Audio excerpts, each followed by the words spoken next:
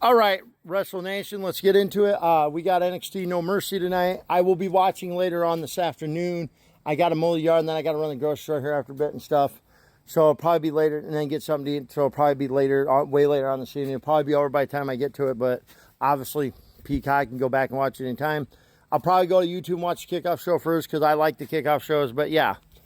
First and foremost, before I get into the card, I want to thank all the streamers last night. I want to thank all the big-time content creators that worked out that deal with TNA last night or whatever it was that they did, where they were able to stream the pay-per-view and you were able to watch it with them, not just go into their Twitch or their YouTube and watch them streaming it, where you don't get to see it, but you can hear it. Oh, I started off on one, and it was going really good until the end, and then, like, the person's stream froze. And then I went to somebody else and their stream ended up freezing. So I got back out in time just to see the start of I went into another person to see the start of the main event. So yeah, very, very good. I love TNA Victory. So I'm desperately thinking about getting TNA Plus myself, obviously. I would have to get the $9.99 plan because I can't afford the $159 a year plan. I'm not paying that. I mean, I would rather just pay the $38 each month, being that there's not that many pay-per-views to begin with. You still get, I think you still get access to their library and weekly shows if you get the $9.99 plan. But to all them guys, thank you very much. I appreciate what you did last night. I love TNA Victory Road. Unfortunately, I tried to watch it on my TV, but I had no sound for my YouTube.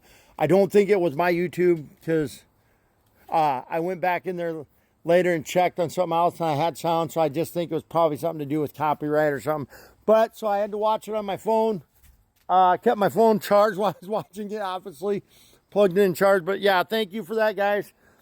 So yeah, like I said, I was watching TNA Victory Road last night.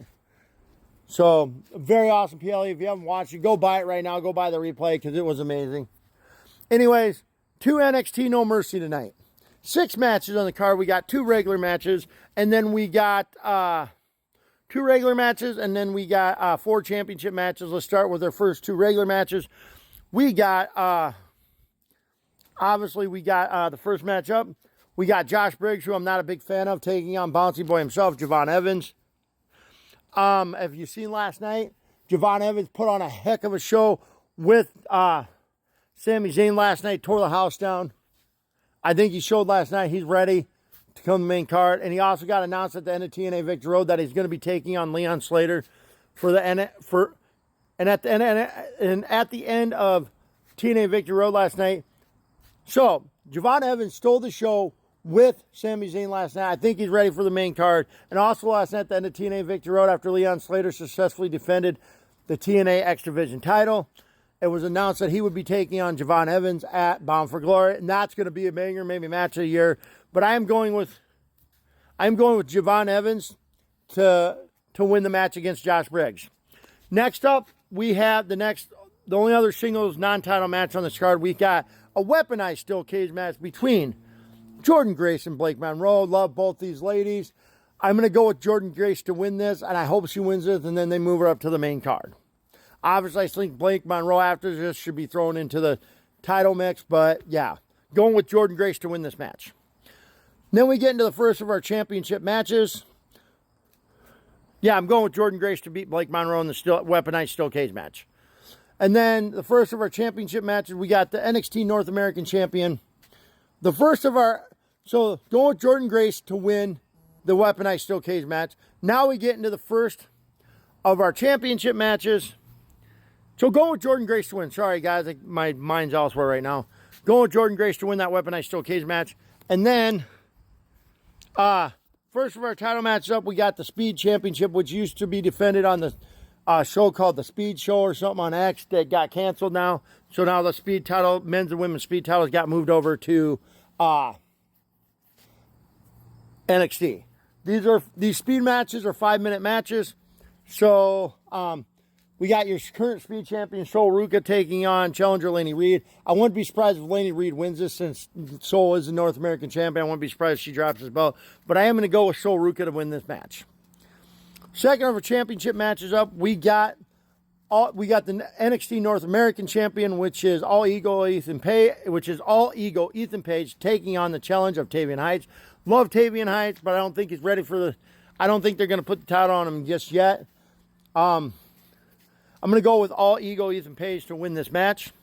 And then we go up to our third championship match, which will be the NXT Women's Championship, which will be your champion, JC Jane, taking on the challenge of Lola Vice. Now, I love Lola Vice. Loved her since the breakout tournament.